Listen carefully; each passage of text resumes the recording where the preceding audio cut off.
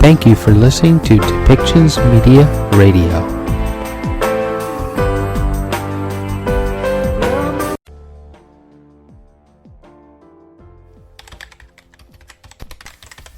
Welcome to Policy and Rights, the show about government policy and human rights.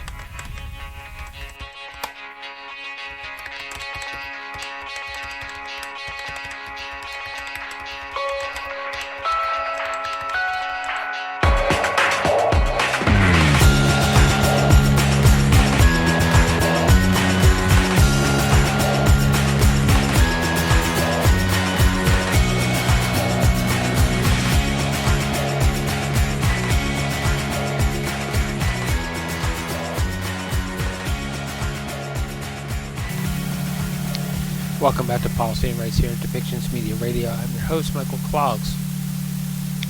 As you know, as a company and as journalists, that we, on the whole, we stand against hate, and a lot of our messaging, outside of just trying to report, we try to add commentary about how we can spread the love around the planet and how our human race needs to spread that love in order for us to survive. That by celebrating our diversity and our differences, that we're going to create a stronger, more durable human race. There are those that do not agree with that, and there are those that believe that suppression, oppression is the way to go. That by going to war with other people and suppressing the ideas that oppose yours is the way to act and the way to control the world. So we have a statement from Switzerland, Japan, and the ICC co-focal points in the UN Security Council on behalf of other members. They're making a statement about how the ICC needs to move into Libya and prosecute those who have committed crimes, more specifically hate crimes, gender-based crimes, and war crimes. So we'll hear that in a second, but let's move on. And we're going to eventually have a speaker from Chad focused on gender-based crimes and how it is being dealt with, and that gender-based crimes do not necessarily mean that it's all against women. It could be turned against a man because of his sexuality, how he dresses, things like that, and the problems behind trying to report such acts against men, as well as the problems with trying to get reports on what's happening against women, because we also know that in many African states that they believe in female circumcision, which actually mutilates the female anatomy and can cause problems later on, not only with sexual activity but also childbearing. That this has also been one of the missions of trying to spread healthcare through the education systems in Africa, that has now been limited to taking, in many areas, taking women or girls back out of the school system. So there are issues around that as far as gender-based aggression is concerned. So we're going to hear more about that, and that may be one of our main focuses today, about gender-based crime and how it's affected Chad, especially because the United Nations had a specific spokesperson come and talk about that. But let's go back to Canada.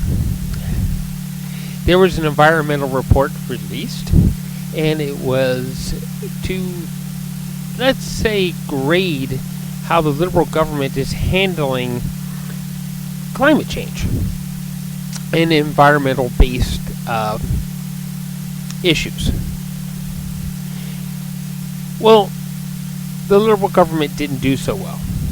But what you're going to hear is the Minister of the Environment for the Canadian Liberal government tried to spin it as, hey, we're the heroes and we're doing a great job. But basically in the report it said that they weren't doing a good job. That they weren't being transparent about all of their numbers, their pitfalls, their failings. That they're trying to cover them over. That there are shortcomings in their programs. I'm going to propose this. When I remember way back when I was in school, that if I got a failing grade, I had to come up with a plan to shore up my shortcomings. The areas that I was weak, I had to strengthen them. And not try to just simply brush them under the rug. It would seem that the Liberal government is not taking this idea to heart, that they're trying to sweep their weaknesses under the rug so that no one can see them.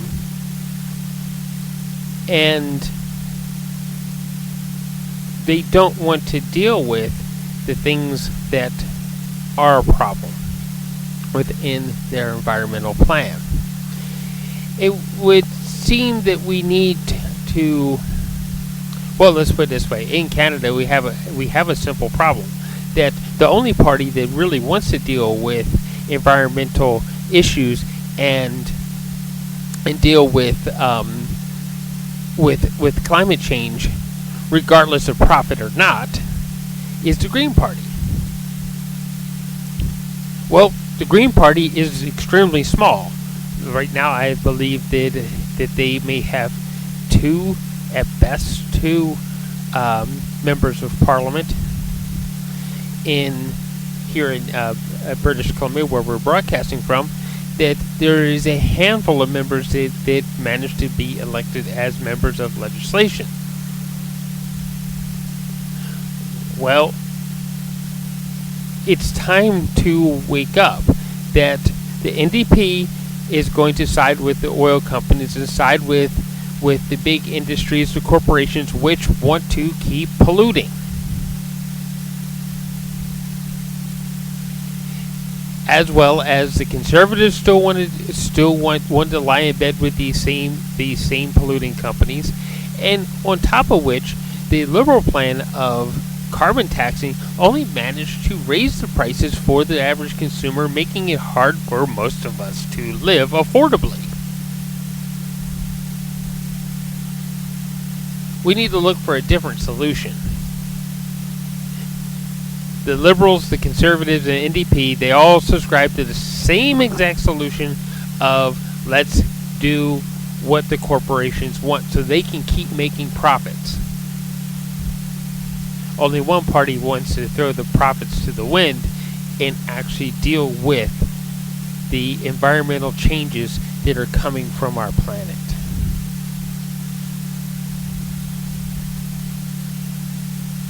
So we basically have choices of the same old,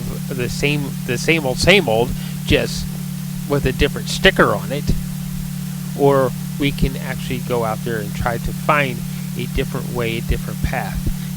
It's going to be at first a lot rockier, but hey, when our great-grandchildren are thriving in a new environment, it might be worth it. So why don't we start there? We're going to start with the environmental report card as handed to the Liberal government and what they have to actually say about the grade that they got and how they try to spin it so that it looks like, hey, we're doing a great job, guys, when they're really not.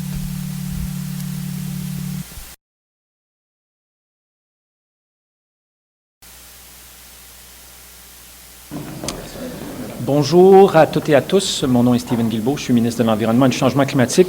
Je suis accompagné de mes collègues Diane Leboutier, qui est ministre des Pêches et Océans, de la députée Julie DeBruson, qui est secrétaire parlementaire au ministre des Ressources naturelles et de l'Énergie, Jonathan Wilkinson, ainsi qu'à moi. Donc, on est ici rapidement, hélas, on n'a pas beaucoup de temps, mais pour réagir au rapport du commissaire à l'environnement et au développement durable. En 2023, alors qu'on vient de passer le pire été de l'histoire du pays en matière d'impact des changements climatiques, on a eu des feux de forêt records, on a eu des inondations records. L'an passé, on a eu une tempête tropicale record. Un parti politique qui aspire à former un gouvernement qui n'a pas de plan pour lutter contre les changements climatiques est un parti qui n'a pas de plan pour l'économie, qui n'a pas de plan pour la sécurité, notamment la sécurité de nos populations. Au cours de la dernière année, nous avons fait beaucoup en matière de lutte au changement climatique. Je vous nomme rapidement certaines des mesures qui ont été déployées depuis la présentation de notre plan de lutte au changement climatique qui a été analysé par le commissaire à l'environnement. Donc, nous avons présenté un projet de règlement sur la loi zéro émission. Nous avons présenté un projet de règlement sur le réseau électrique carboneutre d'ici 2035. Nous avons éliminé les subventions aux combustibles fossiles. Nous sommes le premier pays du G20 à le faire et nous l'avons fait 2 ans plus tôt que prévu. Et au cours des prochaines semaines, nous allons présenter le cadre pour le plafond sur les émissions de gaz à effet de serre du secteur du pétrole et du gaz, des nouvelles règles pour les réductions d'émissions de méthane du secteur du pétrole et du gaz, où il faudra que ce secteur-là réduise d'au moins 70% les émissions de méthane d'ici 2030. Ainsi que le règlement final sur la réglementation zéro émission pour les véhicules. Cela étant, je suis tout à fait d'accord avec le commissaire, on doit faire plus, on doit aller plus vite en matière de lutte au changement climatique. Le plan que nous avons présenté à l'ONU à la fin de l'année montrait qu'on est à 34% de l'atteinte de notre objectif de 2030, donc il nous reste encore du travail à faire, et là-dessus, je suis tout à fait d'accord avec lui, il faut accélérer le pas et il faut en faire plus. I'll do that rapidly in English. Thank you so much for being here. I won't repeat the colleagues that they have the same name in French, in English that they do in French. So thank you for being here. We're here to respond to the report by the Commissioner of Environment and Sustainable Development. In 2023, if you're a political party and you hope to form a government and you have no plan to fight climate change after we've gone through the worst summer in the history of our country in terms of climate impacts. We've seen the worst forest fires. We've seen some of the worst droughts, floodings, the worst tropical storm last year, Fiona. If you don't have a plan to fight climate change, you don't have a plan for the economy, and you don't have a plan to keep people safe in this country as well as around the world. Since we presented our emissions reduction plan last year, our government has put in place a number of new measures. I'll name a few. We've tabled draft regulations for the zero emission vehicle mandate. We've tabled draft regulations for the clean electricity regulation to have a net zero grid by 2035. We have eliminated fossil fuel subsidies. We're the only country in the G20 to have done that, and we've done so 2 years in advance of that. On top of that, we have a number of measures that are coming in the coming weeks. The final regulations on the ZEV mandate. We will have new methane regulations so that the oil and gas sector will have to reduce their methane emission by at least 70% by 2030. And we will have the framework for the cap on the oil and gas emissions. That being said, the report we tabled to the UN last December showed that we're at 34% towards achieving our 40% emission reduction target by 2030. So I agree with the Commissioner. We need to do more. We need to do it faster, and that's exactly what our government is doing. And having no plan to fight climate change and not even be willing to recognize that you want to do something about climate change or even adhere to the Paris Agreement target is frankly immoral by the leader of the opposition. Merci beaucoup. Juste quelques mots. First of all, I just want to start by saying that we welcome the Commissioner's report and thank him for the work that he and his office have done. La bonne nouvelle, c'est que le commissaire a dit que nous sommes en voie avec les cibles que nous avons mis en place pour 2025 pour les bons de recherche. And so that's good news, and I think the Commissioner's report underlined that we are on track. He made a number of recommendations, with which I agree with all of them. A number of the recommendations he's made we've actually been working on for some time, including things like ensuring a broader distribution of electric vehicle charging across the country. We have seen great progress, particularly in British Columbia, in Quebec, and a few other regions in the country. That is in part because the provinces there have actually stepped up to help us to invest in the development of electric vehicle infrastructure. He also made some recommendations with respect to the reliability of the infrastructure. That is very important. That is something that we have been discussing with the department now for some time, and there need to be improvements in that regard, and so I have no disagreement with what he said. The last thing I would say, perhaps following on with what Minister Guilbeault says, is electric vehicles and the infrastructure are obviously an important part of climate and addressing the climate crisis. Transportation is the second largest source of emissions in Canada, and so it is an important component of reducing in line with what we have committed to the world that we will do. I have to say, watching Mr. Poilievre's event yesterday, where he essentially refused to commit to working towards achieving Canada's climate targets, is pretty shocking. Will put Canada back on a path to becoming the dinosaur in the room that we used to be under Stephen Harper. And to be honest with you, it is both reckless and it is taking a terrible risk with the future of our children. Bonjour à tous. Good afternoon, everyone. Je tiens d'abord à remercier le commissaire à l'environnement et au développement durable ainsi que toute son équipe pour la publication de son rapport portant sur la surveillance des prises des pêches maritimes. Le MPO et moi-même en avons pris connaissance un peu plus tôt et nous acceptons toutes les recommandations. Je peux vous dire qu'assurer la fiabilité et le temps opportun de l'information sur la surveillance des prises des pêches est une priorité pour notre gouvernement. Dans le contexte des changements climatiques et du réchauffement des océans qui en résultent, il sera plus important que jamais de se préparer en conséquence. To this end, DFO already relies on solid sources of information to effectively monitor fisheries. That said, better is always possible, which is why we continue to improve the management of our fisheries based on the best available scientific evidence in order to promote healthy fish stocks and productive ecosystems.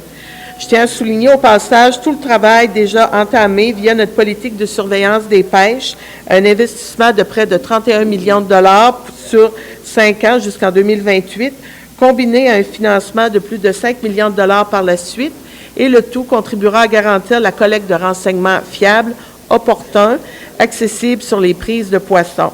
En terminant, soyez assurés que le MPO continuera de bâtir tout ce travail en étroite collaboration avec le bureau du commissaire et ainsi continuer à gérer de manière durable les pêches maritimes commerciales pour les générations futures. Merci beaucoup. Thank you.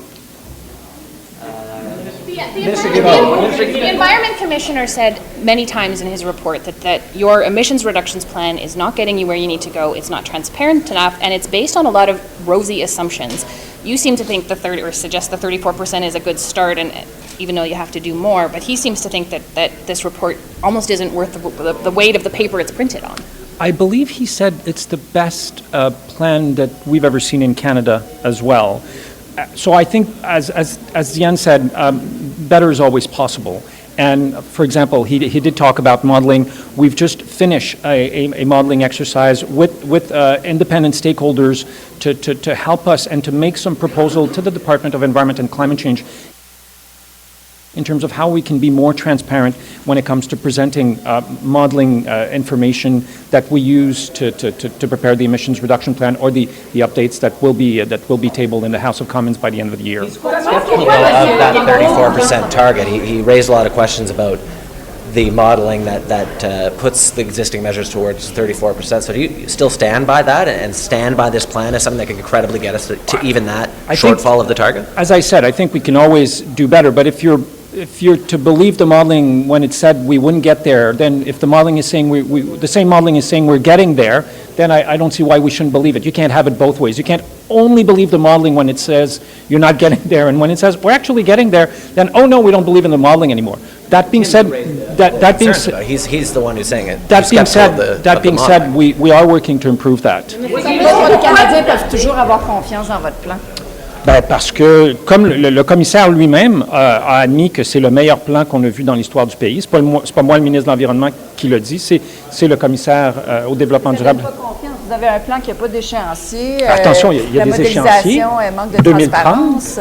On a, c'est le plan que nous avons. Regardez ce que les experts ont dit l'an passé quand le plan a été présenté. Je pense à la Fédération canadienne des municipalités, je pense à l'Institut du climat, je pense à l'Institut international du développement durable, je pense à Greenpeace, je pense au Réseau Action Climat, je pense à Équiterre, qui ont tous dit c'est le meilleur plan que nous avons vu, c'est le plan où il y a plus de transparence. Le commissaire dit sur la question de la modélisation, il devrait y avoir plus de transparence. Je suis tout à fait d'accord et on travaille exactement à faire ça. Alors, pourquoi est-ce que les Canadiens et les Canadiennes devraient avoir confiance? Bien, parce qu'il y a le plan d'une part, mais il y a aussi l'inventaire des émissions de gaz à effet de serre qui est publié à chaque année et qui montre que nos émissions diminuent. Elles ont diminué de plus de 50 millions de tonnes depuis 2019. Et si on compare à 2015, c'est plus de 120 millions de tonnes par rapport à la trajectoire où on s'en allait en 2030 quand les conservateurs étaient au pouvoir. Alors, le plan, il fonctionne, mais cela étant, je suis d'accord avec le commissaire, on doit en faire plus et on doit en faire plus vite. Les délais, les retards, notamment dans votre politique de plafonnement des émissions des pétrolières, pourquoi vous tardez à sévir contre les pétrolières? Qu'est-ce qui vous empêche d'y aller? Moi, je vous mets au défi de regarder quelques moments de notre histoire, ou même d'autres gouvernements comparables du G7 sur la planète, où dans le cours de la dernière année, on a adopté une norme sur les carburants propres, présenter un règlement sur la loi zéro émission, éliminer les subventions aux combustibles fossiles, présenter un règlement sur le réseau électrique carboneux d'ici 2035. Et au cours des prochaines semaines, nous aurons le cadre pour le plafond sur les émissions de gaz à effet de serre, des nouvelles règles sur le méthane, ainsi que la finalisation du règlement sur la loi zéro émission. Honnêtement, je ne connais pas d'autres pays où il y a autant de choses qui se sont faites au cours des dernières années. Et c'est normal, on est en mode rattrapage au Canada parce que pendant 10 ans, sous Stephen Harper, alors que Pierre Poilievre était ministre dans ce cabinet-là, on n'a rien fait en matière de lutte au changement climatique. Donc, c'est pourquoi il faut accélérer le pas. What specifically will you do to close that 6% gap? Well, so as I said, the commissioner based his analysis on last year's emission reduction report. There's a number of new things that have been presented since. Already closed it, or? No, that's not what I'm saying. But we will be tabling by the end of the year in the House of Commons the progress report on the emission reduction plan that was presented last year, and we will have some good news to tell Canadians on that. We're finalizing it, so I can't go further than that at this point. But in terms of new measures, clean buildings, Minister Wilkinson and I are working on a greening building strategy as well as a new building code for Canada. The cap on the emission of the oil and gas sector, finalizing the zero emission vehicle regulations, new methane regulations. So these are all new elements that the commissioner could not have looked at because we haven't finalized them, but we are in the process of doing that. So we're confident that we can get there. There's still 7 years before 2030, but we can't go back.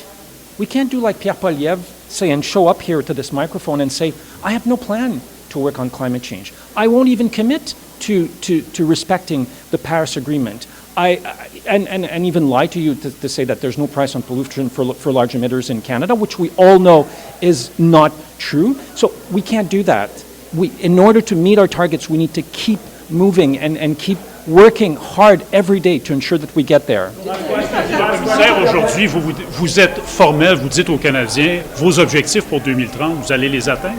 Absolument, à condition qu'on n'élise pas Pierre Poilievre à la prochaine élection, parce que là, on retourne en... Ben absolument, notre plan montre que nous progressons et nos inventaires annuels d'émissions de gaz à effet de serre montrent que les émissions diminuent et que non sellement les émissions diminuent, mais alors que la croissance économique augmente, les émissions continuent de diminuer. Donc, on a vraiment découplé ces deux éléments-là.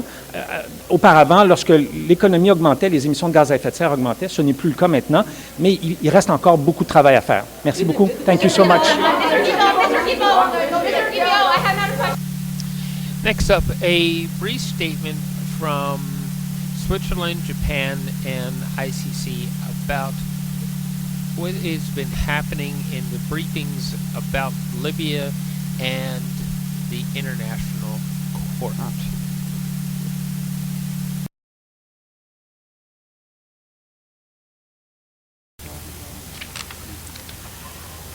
Good morning. We would like to make this statement on behalf of the following members of the Security Council, as well as incoming members that are states parties to the Rome Statute of the International Criminal Court: Albania, Ecuador, France, Gabon, Ghana, Guyana, Malta, the Republic of Korea, Sierra Leone, Slovenia, United Kingdom, and our own countries, Japan and Switzerland.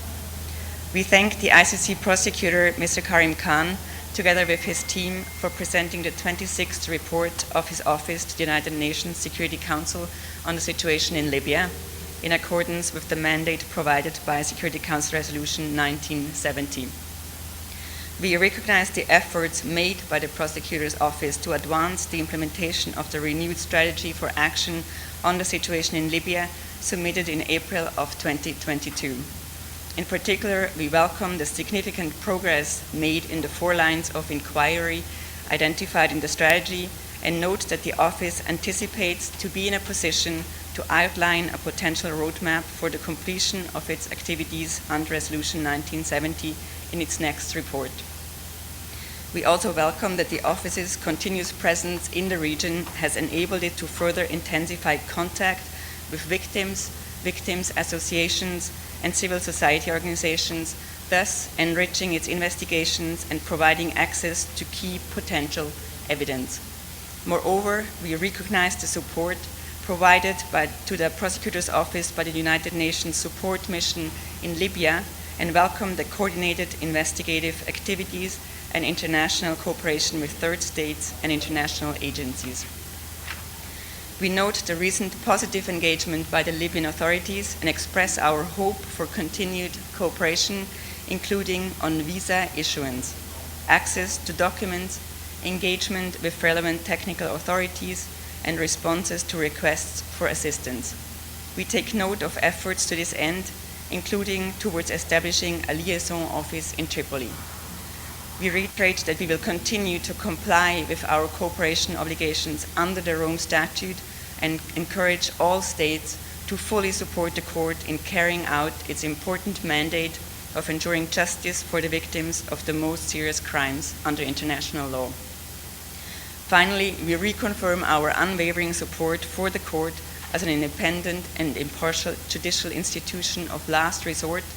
We reiterate our commitment to uphold and defend the principles and values enshrined in the Rome Statute, and to preserve its integrity undeterred by any threats or measures against the court, its officials, and those cooperating with it, and we renew our resolve to stand united against impunity. Thank you very much. Violence in of itself is a problem, and usually it is targeted no matter how we want to spin it, but it usually is targeted. And we're going to hear from a spokesperson from the United Nations about gender-based violence. And what that really boils down to is that the violence is targeted because of gender or a sexual diversity. It doesn't necessarily stop at rape. It may not always include rape, but it does include an act that is based on the fact that, hey, I don't want you to feel strong because you are the person that you are, because I want to have power over you because I'm not secure in my gender or sexual identity.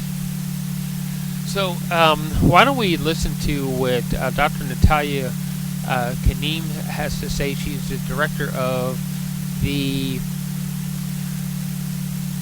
United Nations Population Fund, or the UNFPA, and we're going to hear about her recent findings from a visit to Chad.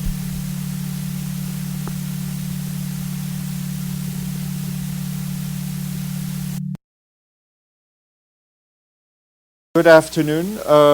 We are delighted to be joined by Dr. Natalia Kanem, who is the Executive Director of the UN Population Fund, who has just returned from Chad and who is here to brief you. Please welcome, and you have the floor, and then we'll take some questions. Thank you, Stefan, for the invitation to speak today. It's true, I'm just back from Chad, and there I met with President Mahamat Idris Deby and the Prime Minister Saleh Kebzabo. We discussed progress on the Sustainable Development Goals and the very real challenges facing women and girls in that country. And why Chad?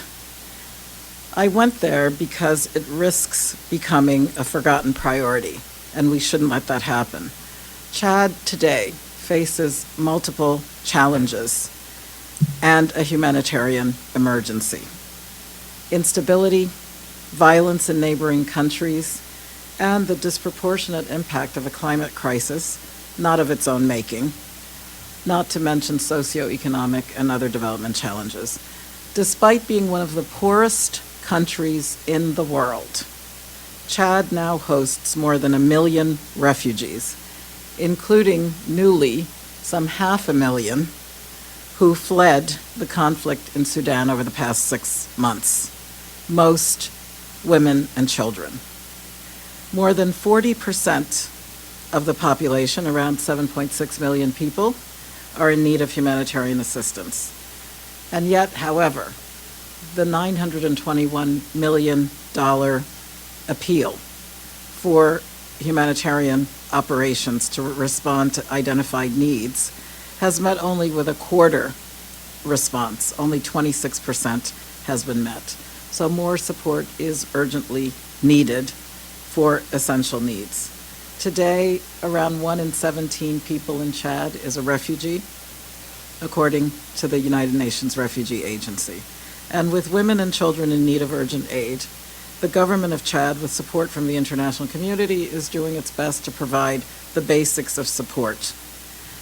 Pertinent to UNFPA, many of the women are victims of gender-based violence in the countries that they fled and or in the camps where they're now living. In my visit to a UNFPA-run one-stop center for violence survivors in Mundu, in the south of Chad, on Friday, I spoke to girls and young women who shared heartbreaking stories of pain and suffering. And in particular, a 13-year-old girl told me about the assault that she suffered at the hands of a neighbor. Luckily, her parents believed her and took her to this center, which is one of 8 in the country. There, she and other survivors are receiving medical and psychosocial support, as well as referrals for legal services and dignity kits, and of course, a safe space where they can feel supported and protected. And it's all in a complex under one roof. And since we opened that center in June, already we've treated more than 30 cases of gender-based violence, including physical and intimate partner violence, sexual violence, and rape. And tragically, one of the counselors told me that now they see that it's the youngest girls who are reporting the instances of rape. And my own experience as a doctor tells me that these cases represent the tip of the iceberg, because typically people will not come forward and report. So UNFPA, as the lead agency for the coordination of gender-based violence response in emergencies, is working to prevent violence and also, if it happens, to restore agency and power to survivors. And we do this through effective, integrated, and coordinated programming and life-saving services. And again, everywhere in the world, we are seeing women and girls forced to confront the worst of wars that they did not start, and what they need is peace in their homes and communities. Events such as in the Middle East over the past month, and again, Sudan, which is at the 6-month mark of that conflict, are showing us just how fragile peace is, how easily it can be shattered, and how devastating this is for the most vulnerable, particularly women and children. So stopping the cycle of conflict, of course, is possible, and that will be hastened when women have a voice and a choice, when women are economically empowered, and when women and young people participate in security and justice systems. So I'll end by informing you that during my visit, in meeting with women leaders who are deeply committed, who are trying to strengthen the participation of women in these peace and prosperity processes towards building a better future for Chad, they tell me that they want to leave a path for their daughters to follow. And at this fraught moment in human history, it is clear that the fate of humanity does not belong in the hands of men wielding bombs. Indeed, it rests with women and allies standing together, waging peace. I left that country with a sense of what's possible. For UNFPA programs, assisting government to improve quality of life, resilience, and even in the face of adversity, I saw our personnel, those midwives, the noble midwives, the doctors, the nurses, the psychosocial counselors, other health workers, the civil society, trying to change the fate for women and girls. And I felt very touched in speaking to that 13-year-old who did manage a small smile at the end of our conversation over 15 or 20 minutes when I asked her about school. And she said yes, that she's determined to continue her education and she wants to keep working so that she can have a better future. I call on the international community to increase financial and humanitarian support to this country and others in the region, and to respond not just to immediate events, but also to lay the foundations for sustainable development so that the women and girls and all the people in Chad can reach their full potential. Thank you, Stefan. Thank you, Natalia. Edie? Thank you very much, Dr. Kanem, on behalf of the United Nations Correspondents Association for doing this briefing. Edith Lederer from the Associated Press. 3 follow-ups to what you said. Why do you think it's young women who are reporting sexual violence and not older women? And what are these refugees from Darfur saying about the situation in Darfur? And I assume they're still flooding across the border because it hasn't ended yet. And what did the president and the prime minister say to you about what they're doing? Thank you. Well, thank you very much indeed. Good to see you. The answer to the question of why younger women versus older women we don't have the best handle on, I will hazard a guess that, for one thing, in the example I gave, some of the work that we've done over the course of the months and years are making it easier for people who can be stigmatized to believe their daughters and to bring them for care. A lot of what we try to do on the prevention side is human rights oriented, to say that this is not something that we overlook and sweep under the rug, that everyone has rights. But I believe that we would actually have to go and look at the incidents in order to understand maybe there is more attacks on younger girls who can be vulnerable as they're going to get the firewood or as they're walking around the community or if they're going out to the latrine at night.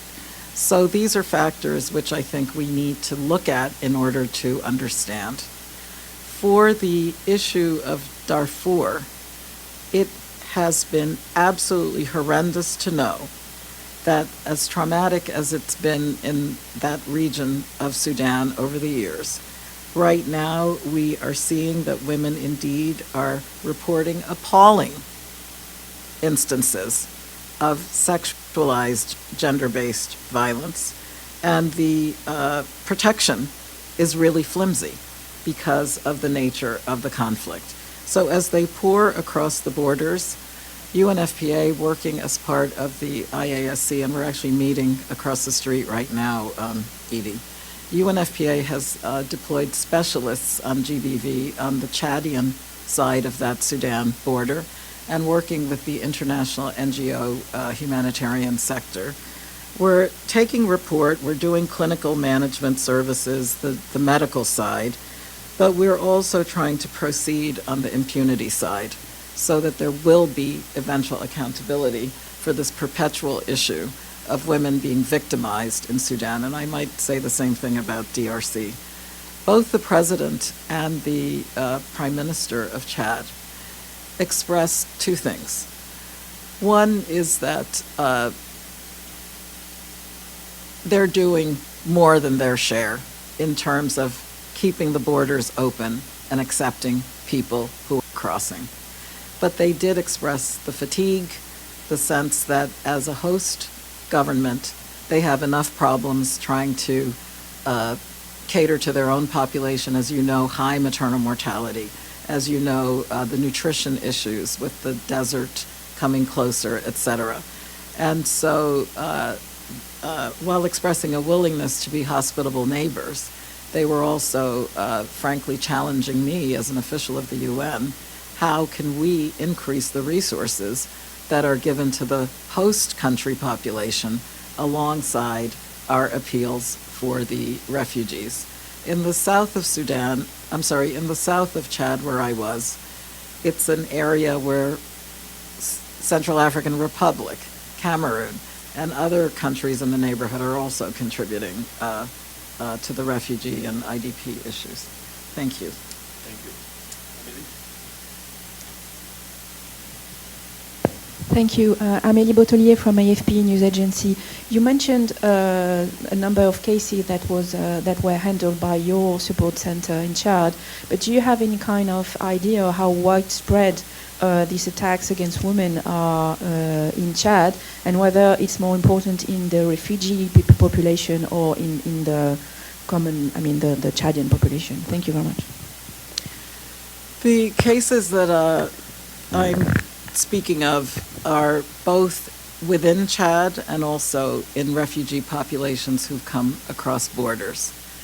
Even as recently as last week, this issue of perpetrators of sexual violence as almost becoming routine in conflict was the subject of a meeting in Comoros, where Ellen Johnson Sirleaf and her initiative on positive masculinities, as the African Union is calling it, was a subject of discussion because of the high levels of incidences that we see. For the background issues, it's clear that conflict aggravates gender-based violence, rape, instances of sexual assault. As you know, even during COVID, any stressor on the family tends to aggravate and inflame what is probably a baseline level of disrespect for the bodily autonomy of women. And as a humanitarian sector, we're also insisting that this must now be prioritized. The problem with GBV, gender-based violence, is that when it goes unpunished and becomes de rigueur, the acts get so heinous and so widespread that the ability to cope of the individual, of course, but also of the system gets destroyed. This is a human rights violation, and we want it to be taken seriously, and we want prevention measures, but also for measures of amelioration. It's a PTSD-type syndrome that's going to affect this woman or this child for the rest of her life. Parenthetically, men too can be subject to sexual violence and assault, and there it's an even tougher problem to come forward, but we have to bear in mind that bodily autonomy is sacrosanct and that this should not be exploited in a time of community conflict. Thank you. Thank you. Anari Fatima, Al Jazeera English. Thank you so much. I actually have a follow-up question on Amelie's initial question. You mentioned that there are 8 gender-based violence centers in the country. Can you tell me a little bit about their geographical distribution? I think what I'm trying to figure out is their proximity to refugee camps, refugee communities. How accessible are these 8 centers? Well, thank you very much. And we can get you the details because I'm not really so aware of the exact locations. But the purpose of the centers of which I spoke was actually initially to serve the Chadian population. And this is a strategy that UNFPA uses in concert with local communities, typically with an NGO and with the midwifery community, which is very close to the ground, and a lot of our staff, our local staff, are drawn from those communities. So in the particular one where I went to visit, which was new, and that was, I think, one of the reasons that they chose for me to go and see this inaugural center. The government cooperation and the local governor there, who actually is 36 years old, one of the youngest governors in the country, have made it a center which not only works on what I've explained, but there's also a bona fide fistula hospital that does pretty advanced repairs when the uterus is torn during prolonged labor. This is an issue usually for a woman who is not a woman, she's a child who was too young to be pregnant to begin with, or a woman who's already on her 7th, 8th, 9th child, and the musculature of the womb is weak. So because fistula, which I believe you're aware is also an embarrassing condition for many women, especially in an environment where being unclean does not allow you to participate in society. You're leaking urine, feces, Lord knows.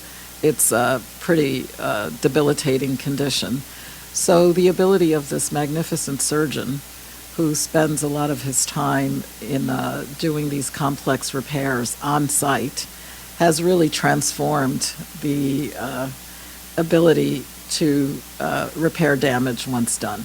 I hasten to say that UNFPA's goal is to assure that people know about the dangers of prolonged labor. Usually this is after you've been in labor for 2-3 days when the uterus will rupture, and that the basic services of prenatal care are accessible to people. Chad has a very high fertility rate, so contraception is also important in terms of spacing children. This is something women are aware of, and we're doing our best to bring those resources of contraception to their doorstep. But again, it takes resources, it takes planning, and I believe it also takes women and girls knowing their rights from a very early age. Thank you. Evelyn? Thank you. Evelyn Leopold, it's good to see you again. And FGM, what is the trend? Is it staying the same, or is it rising in some areas?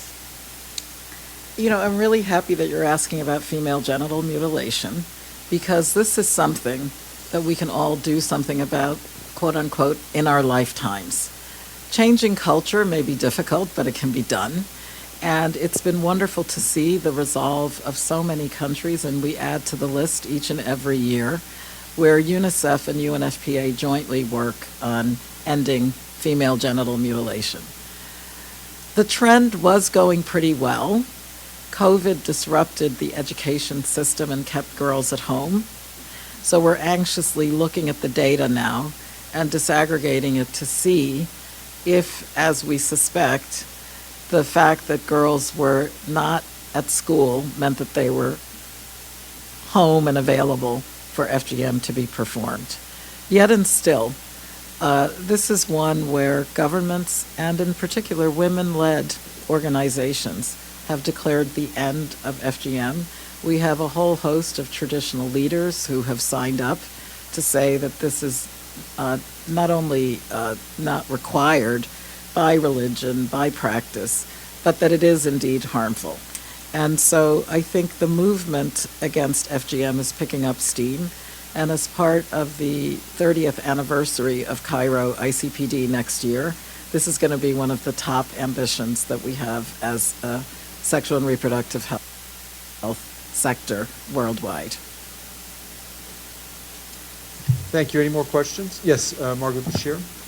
I will just ask you one on Gaza since we're at the end. I can't let you leave the room without asking you about all the pregnant women who are in Gaza, and many due to give birth this month. What's UNFPA doing to try and get birthing kits to them and assistance to them, even just, I guess, educational assistance on the basics of midwifery? Specifically on Gaza, and thank you for that question.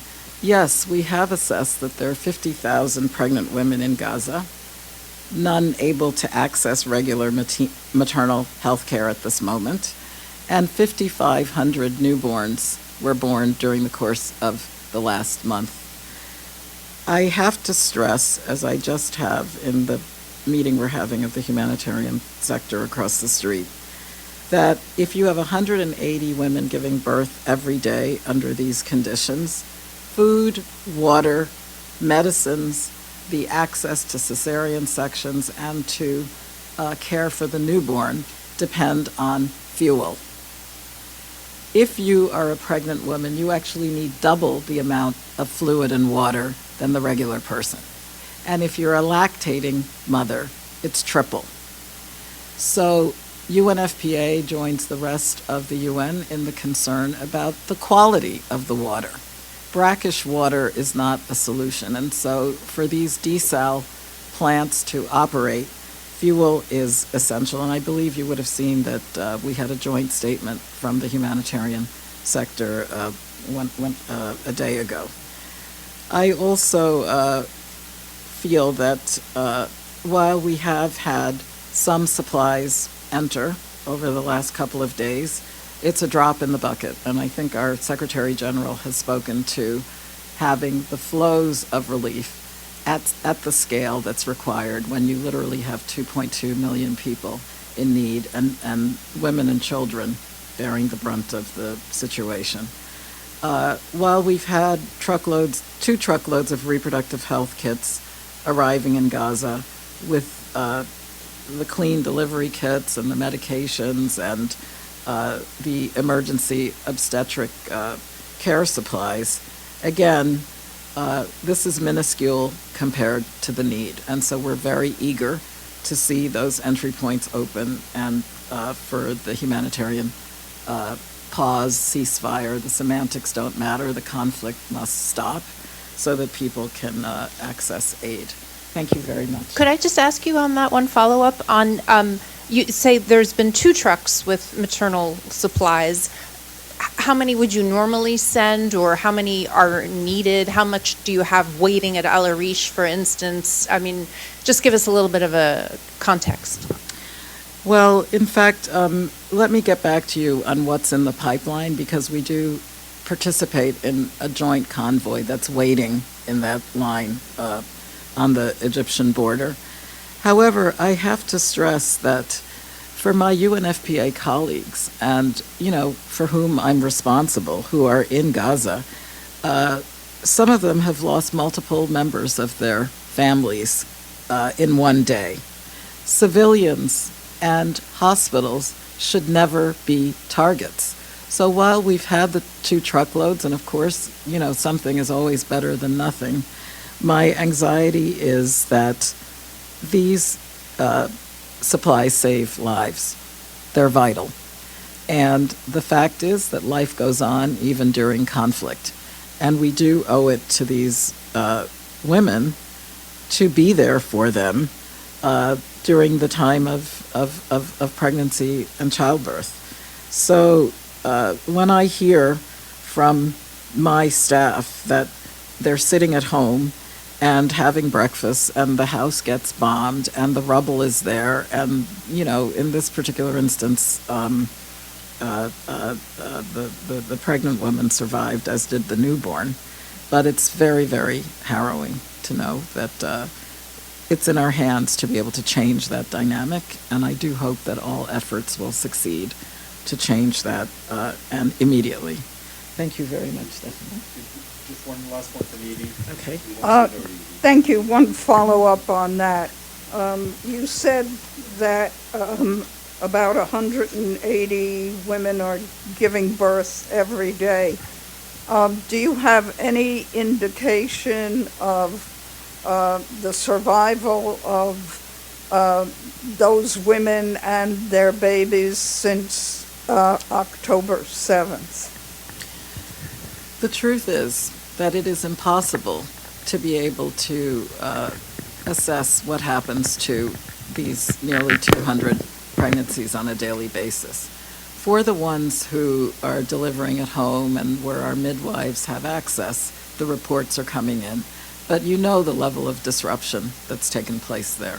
So I wouldn't say that we have trustworthy data beyond the estimates that we made at the beginning of the period. Certainly we know that for those who are in the hospital, we have seen losses of life, and we also understand that if you are a premature newborn, and we would expect that the levels of prematurity rise when stressors rise, you need your incubator. You're a little baby who has to have oxygen. All of this depends on fuel supply.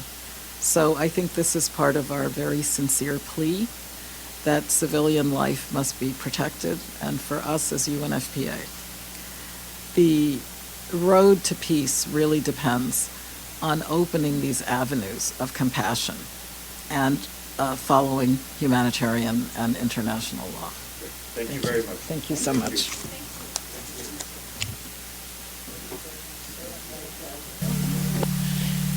Like I said before, here at Depictions Media Radio, we try to spread the love and find ways and messages to help us as human beings be more human to each other.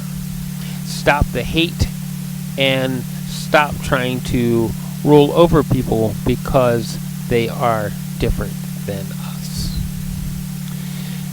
You've been listening to Policy and Rights here on Depictions Media Radio. Please find that subscribe button wherever it may be.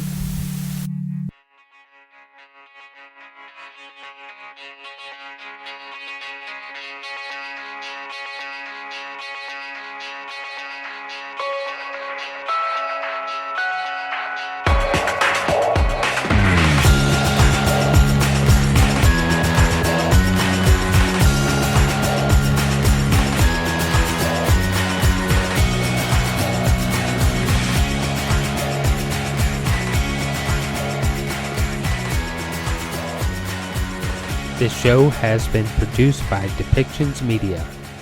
Please contact us at depictions.media for more information.